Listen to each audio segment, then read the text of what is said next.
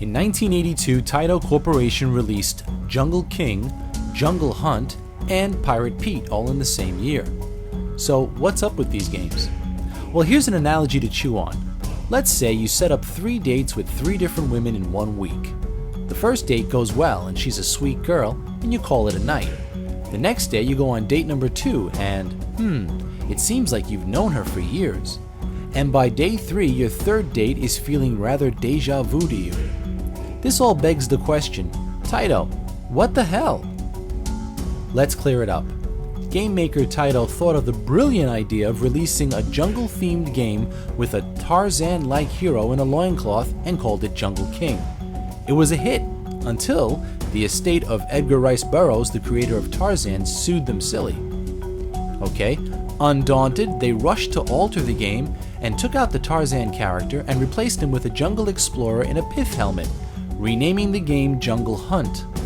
Even though it wasn't what the designers originally wanted, Jungle Hunt flooded the market and in the following year was ported to nearly every conceivable home console. However, Taito had no way of predicting Jungle Hunt's success, and feeling somewhat frustrated by the changes they had to make to Jungle King, they continued to change the original game to a pirate-themed game with more details than the original and called it Pirate Pete. Although Pirate Pete was a bit more sophisticated, Taito soon pulled the plug on it, issuing less than 400 machines once they realized Jungle Hunt was a hit. And what about the rumors of a 4th game, the mysterious Jungle Boy?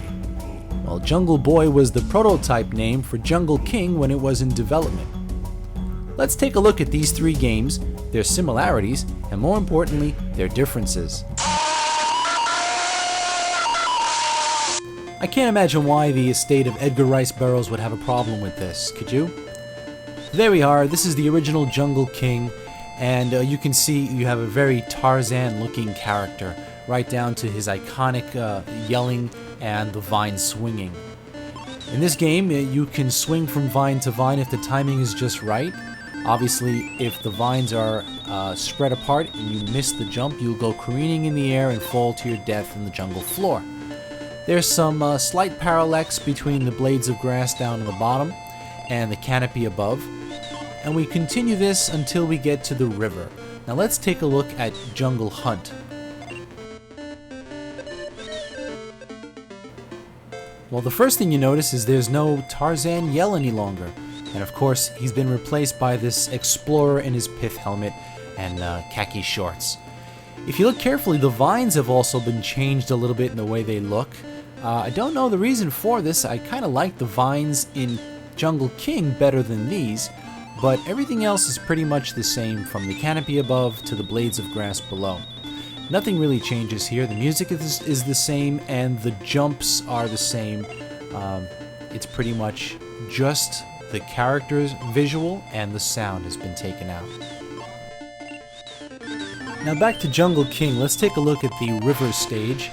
As you can see, we're in the water. Our hair has changed to a different color. We're now blonde with a red loincloth. I have no idea why they decided to do that other than just being interesting visually. The object is to avoid alligators or to knife them when their mouths are not open. It's best to attack them from beneath. And to avoid those air bubbles because they'll trap you and bring you to the surface, leaving you vulnerable.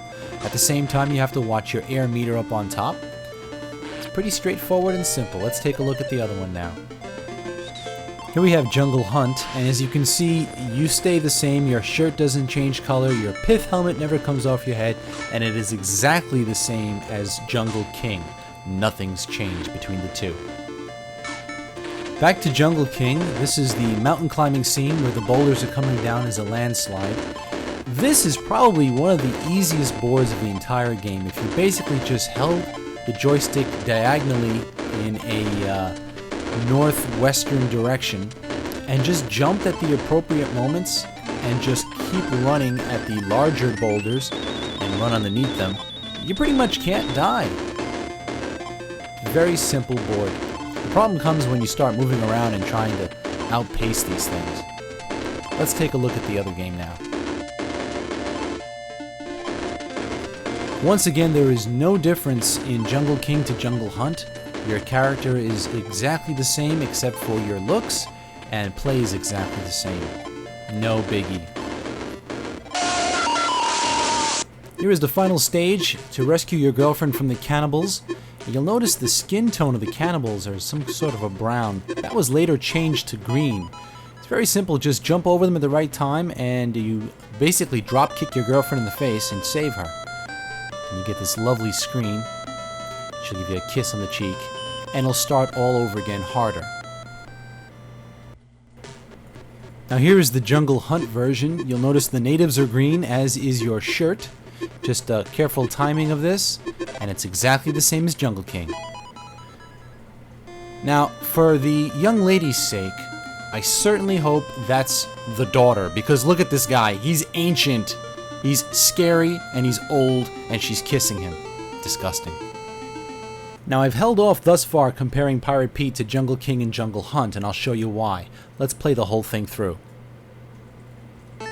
First off, you're on a pirate ship. Very cool. The vines, again, are different than the first two games. And in this particular one, if your jump is not going to make it, rather than letting you careen through the air and fall, you basically fall straight down to the plank below. I don't know why they've changed that. If you don't fly through the air, you know that you're not going to make it and you'll fall straight down.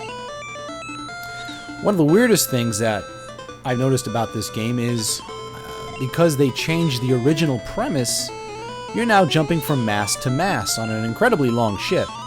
But why? Why not just walk across the boat?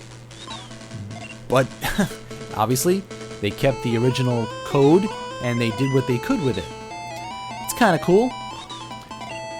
And there you go, into the ocean rather than the river. And look how much brighter this is and more colorful this is compared to the other two games. The water is more vibrant. There's a sunken ship on the bottom. The alligators have been replaced with sharks. The air bubbles are the same. The attacking, I believe, is the same. Best from the bottom, when the mouths are not open wide.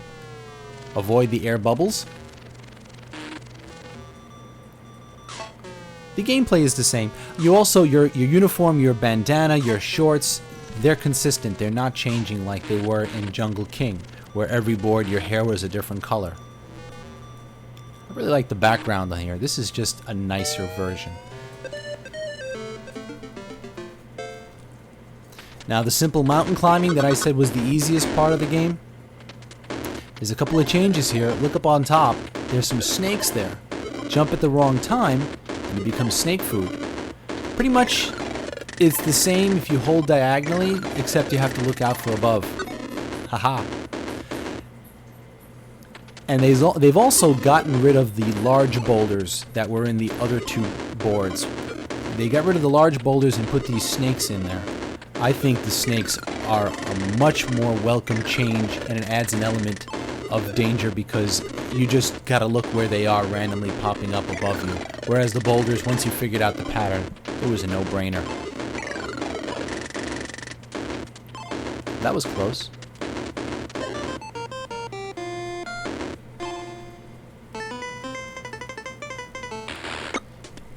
Okay, here we are. The cannibals have been replaced with pirates, and look up on top. There's a knife-throwing pirate. Now, in later stages of the other two games, there are things that pop up to get you, but this is happening right in the beginning, so they made it harder to get the girl, the wench, on a winch. They've changed the vine to a chain. Obviously, they kept the cannibalism boiling in the pot thing, though pirates aren't notably known for cannibalism. I guess some of them could be cannibals. Drop kick your girl. You actually still rise on the chain. That's different also. And you get the congratulations, and there's the screen, and there's your eye on the right-hand side, and she should give you a kiss and a pat on the face that blushes you, and you have an eye on the left-hand side. You don't even need that eye patch.